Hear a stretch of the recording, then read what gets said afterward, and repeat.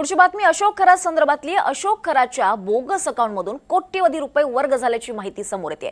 ED कडून अशोक खरातच्या मागील 10 वर्षांच्या बँक व्यवहाराची चौकशी करत असल्याची माहिती समोर येते। ईडीनं खरातच्या बड्या भक्तांची एक यादीच तयार केल्याची माहिती देखील सूत्रांनी दिली आहे। आता बड्या भक्तांना देखील ईडी कडून चौकशीसाठी बोलावलं जाण्याची शक्यता आहे। बड्या भक्तांच्या आर्थिक स्रोताची देखील चौकशी केली जाणार आहे। दरम्यान अशोक खरातनं अनेक आईएएस आयपीएस अधिकारी बळी पाडल्याचं वक्तव्य संजय शिरसाट यांनी केलं आहे। अनेक आयएएस अधिकारी आयपीएस अधिकारी यांच्याशी त्यांनी कनेक्शन त्याचं होतं हे वारंवार सिद्ध झालेलं आहे। आजही काही अधिकारी हे कार्यरत आहेत, त्यांची नावं काही समोर आलेली आहेत।